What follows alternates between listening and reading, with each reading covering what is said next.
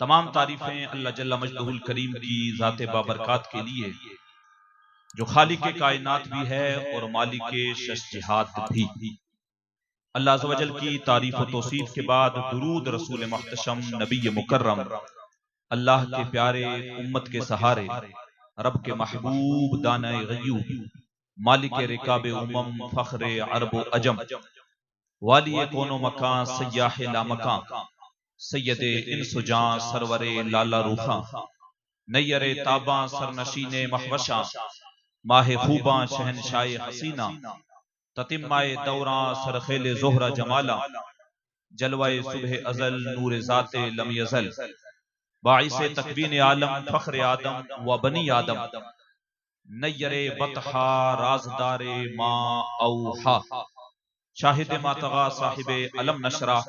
معصوم آمنہ حضرت احمد مجتبی محمد مصطفیٰ صلی اللہ تعالی علیہ وآلہ وسلم کی بارگاہ بے کس پناہ میں اپنی عقیدتوں محبتوں اور ارادتوں کا خراج پیش کرنے کے بعد عزتوں کی مسندوں پر جلوگر معزز و مکرم سادات کرام خصوصاً برادر گرامی سید ممتاز شاہ صاحب قبلہ عزیزم سید نواز شریف صاحب قبلہ سید ظفر شاہ صاحب قبلہ سید حافظ عبدالحکیم شاہ صاحب قبلہ ناظم اجلاس مفتی احمد ضیاء صاحب قبلہ مولانا نذیر صاحب دیگر جتنے بھی سادات کرام علماء کرام ائمہ کرام حفاظ عظام میرے سامنے تشریف فرما بزرگوں نوجوان ساتھیوں اور خواتین اسلام السلام علیکم ورحمۃ اللہ وبرکاتہ۔ ایک دور میں معراج فیض آبادی نے کہا تھا اللہ تبارک و تعالیٰ کی بارگاہ میں التجا کرتے ہوئے کہ مالک زندگی دی ہے تو پھر جینے کا ہنر بھی دینا، زندگی دی ہے تو پھر جینے کا ہنر بھی دینا، اور پاؤں بخشے ہیں تو پھر توفیق سفر بھی دینا، پاؤں بخشے ہیں تو پھر توفیق سفر بھی دینا، اور گفتگو تو نے سکھائی کہ میں گونگا تھا، گفتگو بولتے ہیں بولنے کو، گفتگو تو نے سکھائی کہ میں گونگا تھا، اب میں بولوں گا تو باتوں میں اثر بھی دینا، اب میں بولوں گا تو باتوں میں اثر بھی دینا، اور میں تو اس خانہ بدوشی میں بھی خوش ہوں لیکن میں تو اس خانہ بدوشی میں بھی خوش ہوں لیکن اگلی نسلیں تو نہ بھٹکیں انہیں گھر بھی دینا، زندگی دی ہے تو پھر جینے کا ہنر بھی دینا، پاؤں بخشے ہیں تو پھر توفیق سفر بھی دینا۔ حضرات محترم،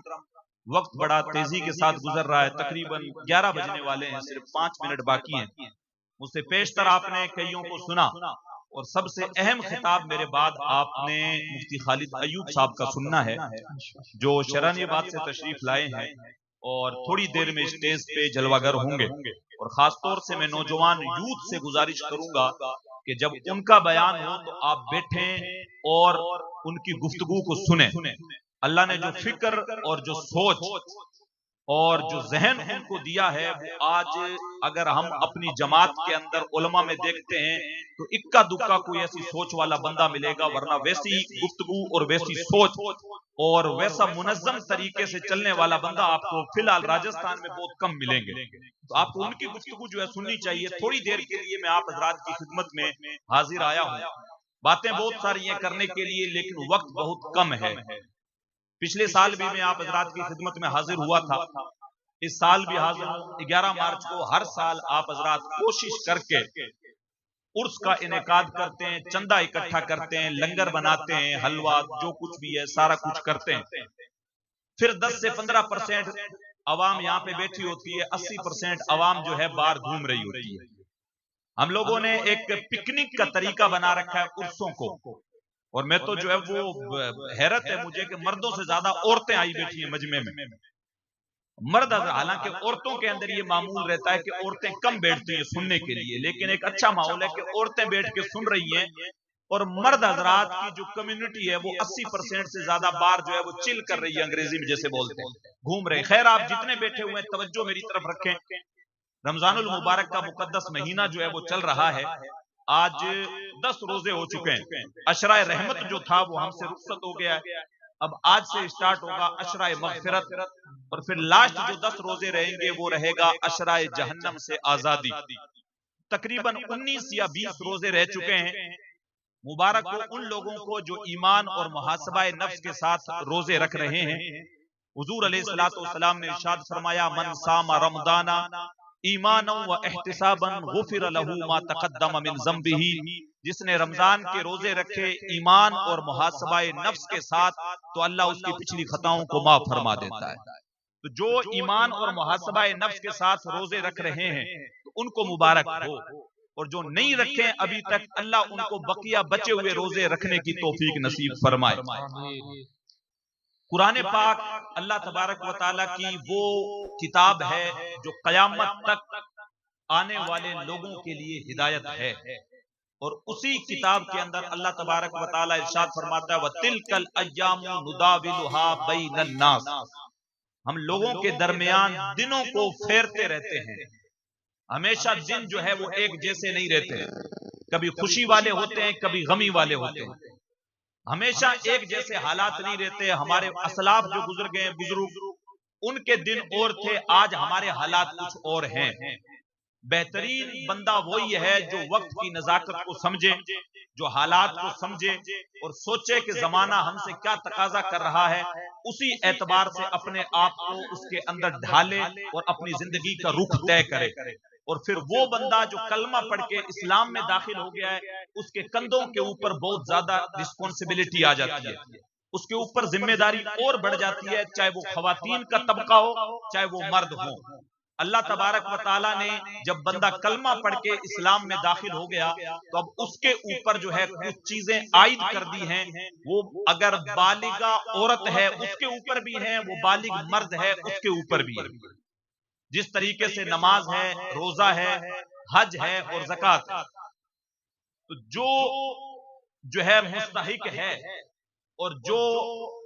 अल्लाह तबारक व तआला की तरफ से इन अहकाम को जब वो कलमा पढ़ लिया, अब उसकी उम्र हो गई, बालिग हो गया, तो अब उसको वो करना लाजमी है।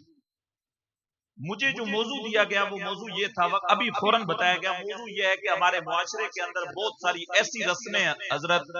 जो बड़ी बेजा चीजें जो हैं वो स्टार्ट हो गई हैं। उसके अंदर फजूल खर्चियां इतनी ज्यादा हो रही हैं कि उसके ऊपर पाबंदी नहीं लग रही। आप देखें हमारा मुआशरा आज जैसे सोशल मीडिया का दौर आया है, तो आप देखो एक पहले दौर था कि बंदे की खतना करते थे बच्चों की, तो उस टाइम पे नॉर्मल जो है वो खतना करके मीठे चावल बना के किसी को खिला दिए। अब प्रॉपर जो है वो उसकी पार्टी रखी जाती है और अच्छा खासा खर्चा किया जाता है। एक और नया जिस तरीके से अभी वायरस आया था कोरोना, इस तरीके से अभी हमारी नस्ल के अंदर एक बीमारी नई और पनप गई है, हल्दी की रस्म। हमारा नौजवान तबका अब शादी कर रहा है तो उससे पहले एक प्रॉपर फोटो सेशन रहता है और हल्दी की एक रस्म की जाती है जिसके ऊपर लाखों रुपए खर्च किए जाते हैं। ये वो कौम है कि जिसको अगर दीन के नाम पे खर्च करने के लिए मांगे जाए तो पीर साईं साडे कोल पैसे है नहीं, कोनी इस बार तो साडी फसल हुई कोनी, इस बार तो जो है वो गेहूं चंगी कोनी हुई। लेकिन यही कौम जब अपने बच्चे की शादी कर रही है, हल्दी की रस्म है, या फिर जो है पोते पोतियों की खतना कर रही है, उसके ऊपर ये लाखों लाख रुपए उड़ा देते हैं। अल्लाह कुरान में इरशाद फरमाता है, फमन यामल मिस्काल ज़र्रतिन खैरन यरा वमन यामल मिस्काल ज़र्रतिन शर्रन यरा। एक भी अगर अच्छा अमल करोगे उसको भी कल कयामत के दिन देखोगे, अगर एक भी बुराई करोगे तो वो भी तुम्हें कल कयामत के दिन दिखा दी जाएगी। तो अगर फजूल खर्चियां हम लोग कर रहे हैं और दीन के नाम पे देने के लिए हमारे पास पैसे नहीं है, मैं हमेशा पिछले साल भी, उससे पिछले साल भी मैंने आप लोगों से अर्ज किया था कि आप लोगों की और बल्कि पूरी दुनिया भर की मुसलमानों की जो हालत है वो किसी से ढकी छुपी नहीं है। आज तालीमी कंडीशन हमारी देख लो, किसी से ढकी छुपी नहीं है। मदारिस हैं हमारे पास, सिर्फ नाम के हैं, कुरान खानियां करने तक महदूद रह गए। इक्का दुक्का इल्ला माशाअल्लाह कोई मदरसा है जिसमें ढंग की तालीम हो रही है, वरना बच्चों की ड्यूटी है जुमेरात को या अदर दिन में कुरान खानी हो गई, बस भरी उठा के ले गए, कुरान खानी करके बच्चे आ गए वापस, ये रिस्पॉन्सिबिलिटी है। बच्चा हमारा मदरसे से फारिग हो रहा है, अभी अक्सर मस्जिदों में जाके मैंने तराबियां पढ़ के देखी है, एक दो हाफिज को छोड़ दो बाकी हाफिजों का कुरान ही पीछे समझ नहीं आता है क्या पढ़ रहे हैं। वो कुरान जिसके ताल्लुक से कहा गया व रत्तिलिल कुरान तरतीला, और कुरान को ठहर ठहर के पढ़ो, और